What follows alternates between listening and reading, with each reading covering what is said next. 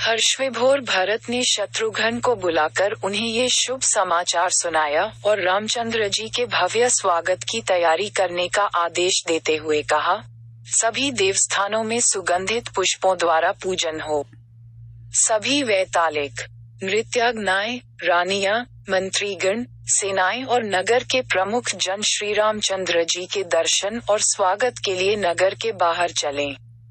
नगर के सभी मार्गों, बाजारों तथा अट्टालिकाओं को ध्वजा पताकाओं आदि से सजाया जाए।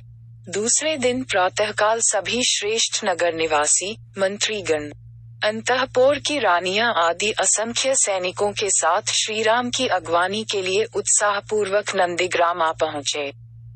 कौसल्या, सुमित्रा, कैकेयी आदि महारानियां अंतःपुरवासी रानियों का नेतृत्व कर रही थीं।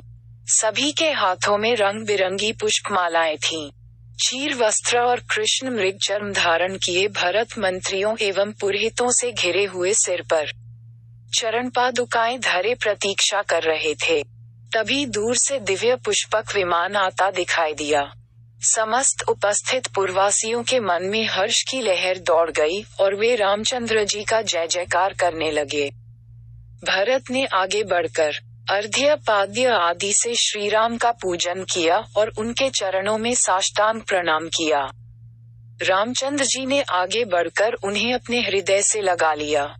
फिर भरत ने वैदेही के चरण स्पर्श करके लक्ष्मण को अपने हृदय से लगा लिया।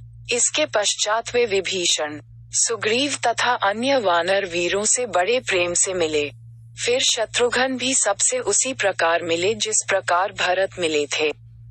श्रीराम ने तीनों माताओं का पास जाकर बारी बारी से सबके चरण स्पर्श किए। उनका आशीर्वाद ग्रहण करके उन्होंने गुरु वशिष्ठ के पास जाकर उन्हें प्रणाम किया। उधर सब नागरिक उच्च स्वर में उनका अभिनंदन, स्वागत और जय जयकार कर रहे थे।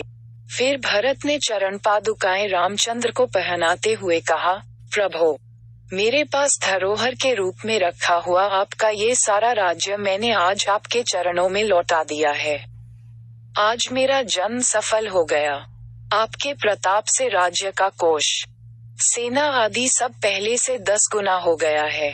भरत की बात सुनकर विभीषण तथा समस्त वानरों के नेत्रों से अश्रुधारा बह चली। विमान को कुबेर के पास लौट जाने का आदेश देकर रामचंद्र जी गुरुवर वशिष्ठ जी के पास आकर बैठ गए। भरत ने विनय पूर्वक श्री राम से कहा, रघुनंदन, अब सबकी यह इच्छा है कि सब लोग आपका शीघ्र से शीघ्र राज्याभिषेक देखें। जब तक नक्षत्र मंडल घूमता रहे और जब तक ये पृथ्वी स्थित है, तब तक आप इस संसार के स्वामी बने रहें। अब आप इस वनवासी के वेश का परित्याग कर राजसी वेश धारण करें। भरत के प्रेमभरे शब्द सुनकर रघुनाथ जी ने तथास्तु कहा और तत्काल राज्याभिषेक की तैयारियां होने लगी। सीता, लक्ष्मण, भरत, शत्रुघ्न, समस्त रानियां, विभीषण, सुग्रीव तथा अन्य वानरों ने भी सुंदर वस्त्राभूषण धारण किए। राजसी वेश धारण कर रामचंद्र जी नगर की ओर चले। भरत सारथी बनकर उनका रथ चला रहे थे। शत्रुघ्न ने छत्र लगा रखा था। लक्ष्मण रामचंद्र जी के मस्तक पर चंवर डुला रहे थे। एक ओर लक्ष्मण और दूसरी ओर विभीषण खड़े थे। उन्होंने श्वेत चंवर हाथ में ले रखे थे। वानरराज सुग्रीव शत्रुंजय नामक गज पर सवार थे। समस्त नगरवासियों ने जय जयकार किया और श्रेष्ठियों ने आगे बढ़कर उन्हें बधाई दी।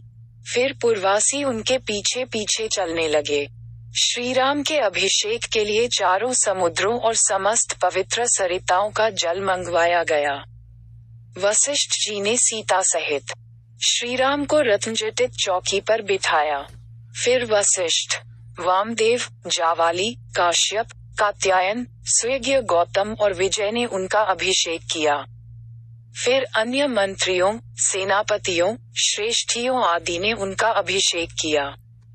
उस समय श्रीराम ने ब्राह्मण को गौएं, स्वर्ण मुद्राएं, बहुमूल्य आभूषण तथा वस्त्रादि बांटे। फिर उन्होंने विभीषण, सुग्रीव, अंगद तथा अन्य वानरों को भी उपहार दिए। सीता जी ने अपने गले का हार उतारकर स्नेहपूर्वक पवनपुत्र को दिया। फिर सभी वानर आदि विदा होकर अपने अपने स्थानों को चले गए। राज्य करते हुए राजा रामचंद्र ने 100 अश्वमेघ यज्ञ तथा पौंड्री एवं वाजपेय यज्ञ किए।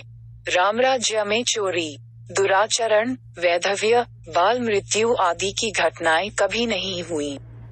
सारी प्रजा धर्म में रत रहती थी। इस प्रकार राम ने 11,000 वर्ष तक राज्य किया। अगर आपको वीडियो अच्छा लगा तो सब्सक्राइब करें और शेयर करें एजुकेशन स्टोरी।